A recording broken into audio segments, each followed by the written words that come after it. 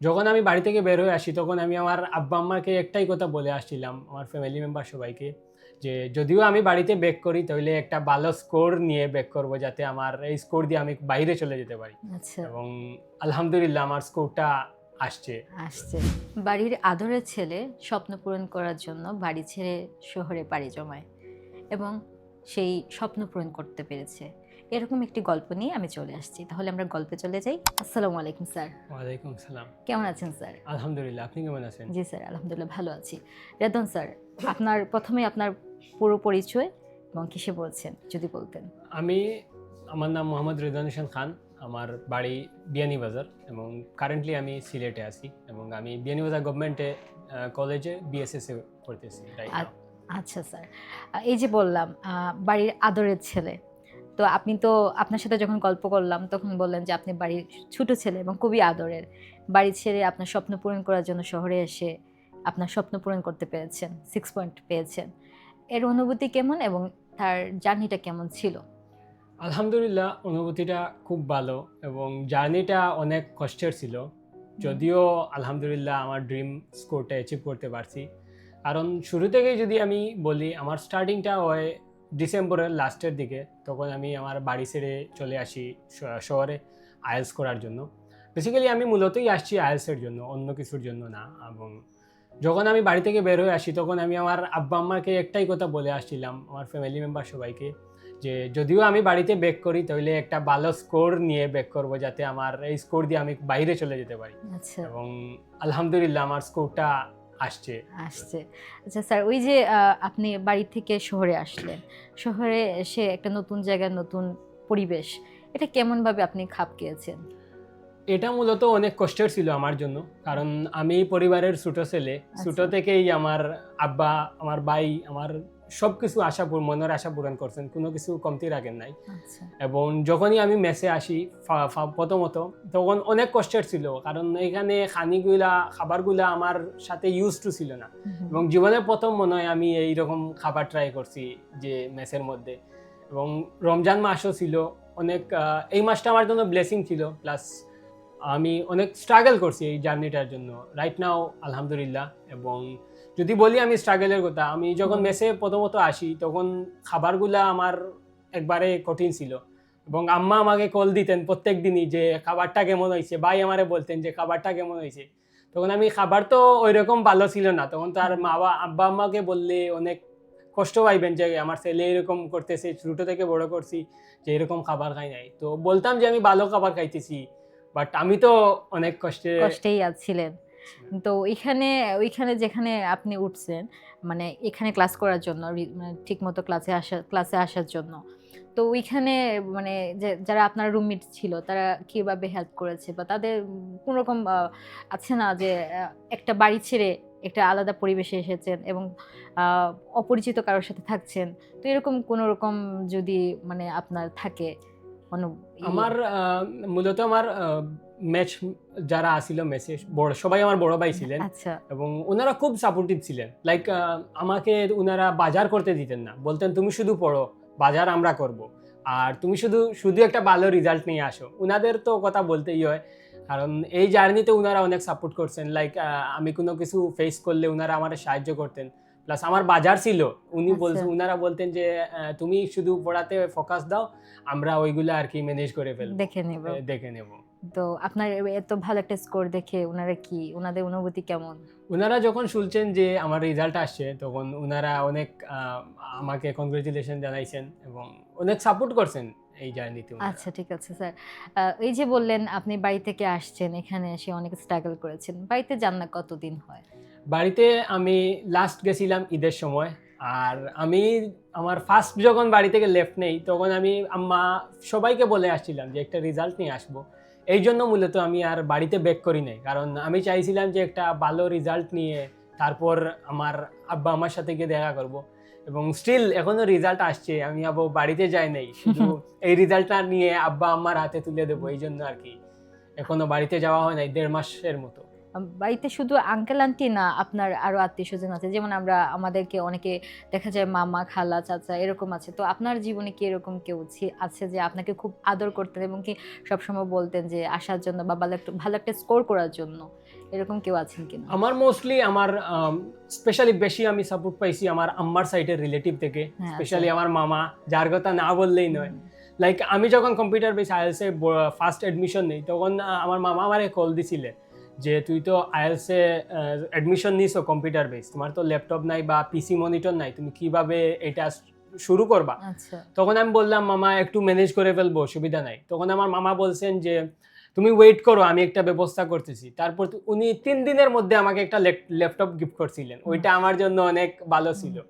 আর আমার খালা, আমার নানি, স্পেশালি আমার নানি আমারে কল দিতেন, বলতেন যা তুমি জীবনে অনেক সফল হবা, আমি সব সময় দোয়া করি এবং তুমি একটা ভালো রেজাল্ট করবা, এটাই আমার আশা। নানি জানেন আপনার এই ভালো রেজাল্টের কথা? জি আলহামদুলিল্লাহ, আমার নানিরে আমি কল দিয়ে বলছি যে আমার নানি অনেক খুশি হয়েছে, বলছে এখন শুধু বাড়িতে আসো, মিষ্টি নিয়ে, আমরা মিষ্টি খাবো। আমাদেরকেও মিষ্টি খাওয়া যে যাবে। ইনশাআল্লাহ। আচ্ছা স্যার, এখন হচ্ছে যে এই যে ওভারঅল 6 আসছে, তো 4টা মডেলে কি আসছে?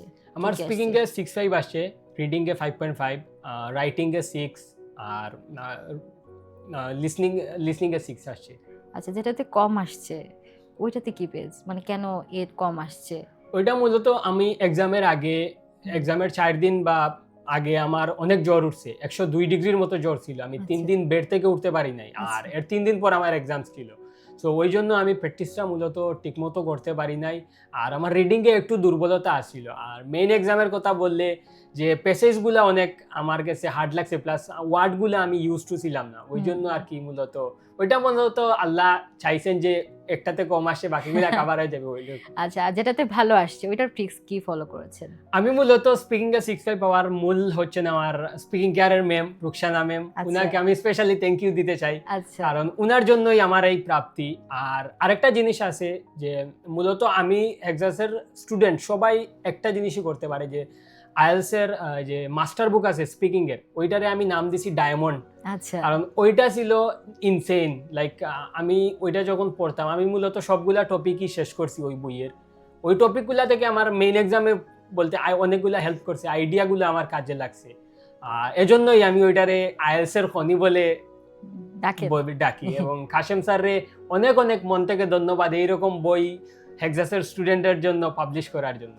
আচ্ছা স্যার, স্যার একটা কথা বলছিলেন যে টেনে টুনে ফাঁস, এটার একটা কথা বলছেন আপনি আমার সাথে গল্প করে করে, তো এটা একটু বলেন। আমার মূলত ক্লাসে আমার ইনস্ট্রাক্টর ছিলেন সাবের আহমদ সাজন স্যার এবং কনস্ট্রাক্টর ছিলেন আলিম স্যার। আচ্ছা। তো একদিন ক্লাসের মধ্যে ক্লাস শেষ, স্যার বলছিলেন যে তোমাদের কেমন অবস্থা বা কীরকম। সবাই আলহামদুলিল্লাহ আমার বেচমেট ভালো ছিল এবং স্টিল ওরা এক্সামের জন্য আগাইতেছে। তো স্যার আমাদের বলছিলেন যে একটা ওয়ার্ড আছে যে টিটিপি।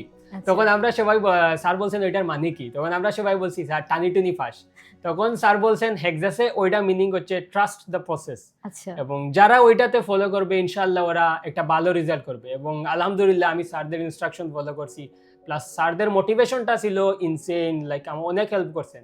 এবং সবথেকে মজার বিষয় হলো যে আমি একদিন স্যাররে রাত 1:32 মনে হয় স্যাররে আমি একটা টেক্সট দিছি, স্যার আমার রাইটিংয়ে তো স্যার এইরকম প্রবলেম হইতেছে। স্যার আমার সাথে সাথে রিপ্লাই দিছেন। সো আলিম স্যার আমার অনেক হেল্প করছেন, স্যার আলিম স্যার সাজন স্যার ওনারা অনেক সাপোর্টিভ প্লাস হেল্পফুল আমার জন্য। আচ্ছা স্যার, স্যার হচ্ছে ছেলেদের একটা থাকে, আড্ডার বান্দার থাকে বন্ধু বান্ধব, তো আপনার এই স্কোরের পেছনে বা স্কোরে পাওয়ার পর আপনার বন্ধুদের অনুভূতি কেমন ছিল? আমার বন্ধুদের অনুভূতি ভালোই ছিল। আর এবং যদি বলি যে আমার বন্ধুদের কথা, আমি যখন এক্সামের আগে আমি যখন বেডে ছিলাম 3 দিন 102 ডিগ্রি আমার জ্বর ছিল, আমার ফ্রেন্ড তারা আমার জন্য ঔষধ প্লাস খাবার নিয়ে বাসায় চলে আসতো প্রত্যেক দিন দেখা করতে। এবং যখন দেখছে যে আমার বেশি অবস্থা ভালো না প্লাস আমার সামনে এক্সাম, তখন ওরা রাত্রে আমার জন্য বাইক নিয়ে আসছে যে হসপিটাল নিয়ে ইমার্জেন্সি ডাক্তার দেখাইবে।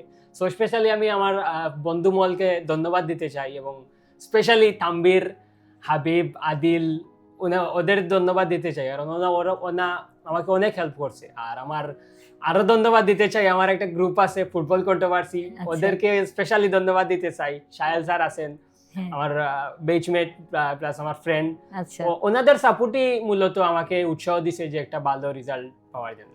আর আপনি সেটা অর্জন করতে জি, পেরেছেন। আলহামদুলিল্লাহ। আচ্ছা, ঠিক আছে স্যার। তার সর্বশেষ প্রশ্ন, আগামীতে যারা পরীক্ষা দিবে, ইভেন আমি শুনেছি আপনি আশা করেছিলেন ফাইনাল পরীক্ষা দেওয়ার পরে যে আপনার 5.5 আসবে, এরকম আসবে, বাট আপনার আশা থেকেও ভালো একটা আসছে। তো আপনি কিভাবে মানে আপনি কিভাবে মনে করেন পড়লে যে একটা ভালো একটা স্কোর করতে পারে? আমি যারা আগামীতে এক্সাম দিবে ওদের একটাই কথা বলতে চাই যে হেক্সাসের একটা ওয়ার্ড আছে টিটিপি, ট্রাস্ট দ্য প্রসেস। হ্যাঁ, সো ওই ট্রাস্ট দ্য প্রসেসটা আপনাকে মেনটেন করতে হবে। যারা ওইটা মেনটেন করবে ইনশাআল্লাহ একটা ভালো রেজাল্ট আসবে। কারণ স্যারদের যে ইনস্ট্রাকশন, স্যাররা বলে সবসময় বলেন যে যে এক্সামটা যত দ্রুত সম্ভব দেওয়ার জন্য। এবং আমার জার্নিটা মূলত ছিল 3 মাসের। আমি আমার স্যাররা আমাকে সাপোর্ট করছে এবং বলছে যে এত লম্বা সময় নিয়ে তো ডিফিকাল্ট হয়ে যাবে। সো যারা শর্ট টাইমে এক্সাম দিবে তারাই আলহামদুলিল্লাহ ভালো করবে। এবং আমি সবাইকে বলবো যে হেক্সাসে যে রুলস অ্যান্ড রেগুলেশন আছে ওইটা মেনে চলতে এবং স্যারদের কথা ফলো করতে এবং লম্বা সময় না নিতে। কারণ যত লম্বা সময় নেবেন তত এক্সামের একটা আছে না যে রেজাল্টটা কি হবে বা টেনশন আছে ওইটা বাড়বে এবং রেজাল্ট খারাপ হবে। আচ্ছা, মানে যত তাড়াতাড়ি সম্ভব পরীক্ষাটা দিয়ে এক্সাম দিতে। আর বেঁচে থাকাকালীন সময় রেজিস্ট্রেশনটা করে ফেলা সবথেকে ভালো। কারণ আচ্ছা। স্পিড থাকে একটা পড়ার মধ্যে, স্পিড থাকাকালীন সময়ের মধ্যে এক্সামটা কমপ্লিট করলে ইনশাআল্লাহ একটা ভালো রেজাল্ট আসে।